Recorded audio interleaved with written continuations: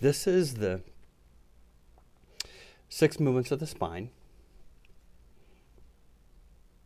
I like to place my hands directly under my shoulders so that I can actually feel the inner and outer wrist equally, and I can stabilize my shoulders. The Farmer John, I can draw the shoulder blade into neutral, and that doesn't change when I come onto the mat. Good. My knees are comfortably apart.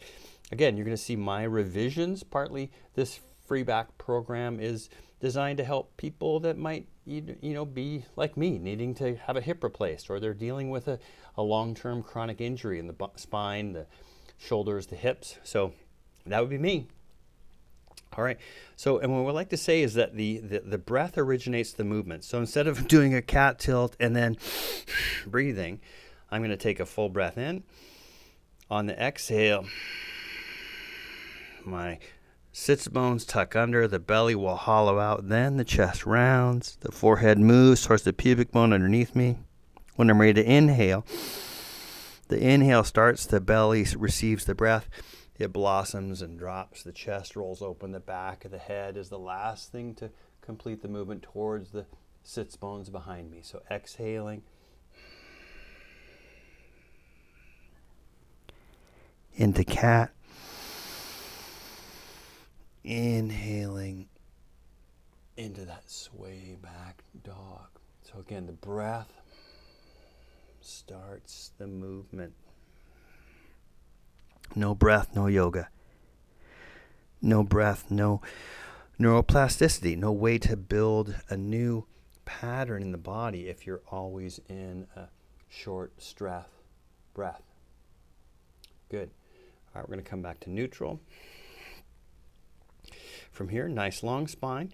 Again, as much core as you need. I'm going to inhale and lengthen out like a string out of the crown of the head. One, out of my sits bones, lengthen me long.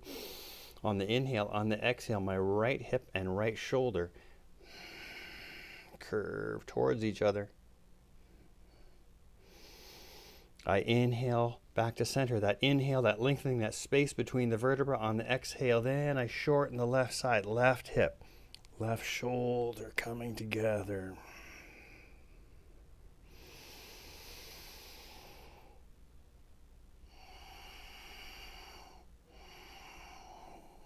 Curving like the letter C from above to each side. I'm shortening the waist like I'm wrapping my waist around a pole on each exhale.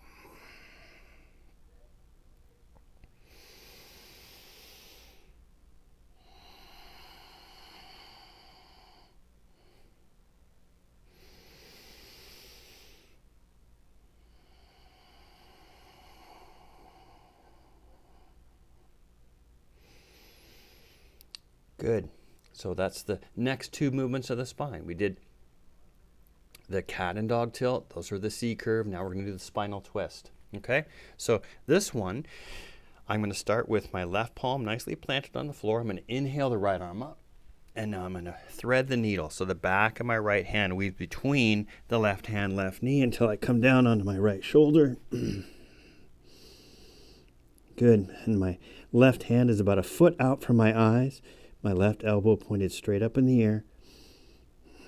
And again, each inhale, I'm trying to lengthen out of the sits bones, really out of the crown of the head, making space between the vertebra.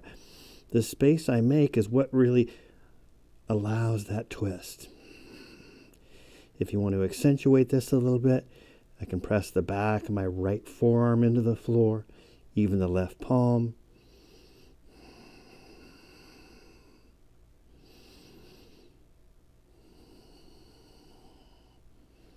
Good. I'll plant the left palm to unfurl that right arm. Little micro movement, little mini puppy stretch if you want to, of the shoulders. Nice wide palm placement. If you want to give the shoulders a little release, you can bring the forehead to the floor and reach forward a little bit more. That's fine. You could drop the hips back to the heels. More of a child pose. Absolutely. Lots of permission to explore. Lots of permission. Right hand on the floor. Left hand reaches for the ceiling. I'm going to thread the needle on this side. This side really different for me. So as I come down on my right shoulder, I need to move my knees back, or I come forward a little bit, just because my left hip doesn't flex that far.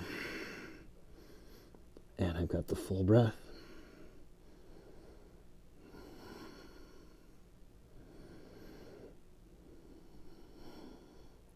Right palm places. Maybe that back of the left arm presses a little bit. Full breath is flowing.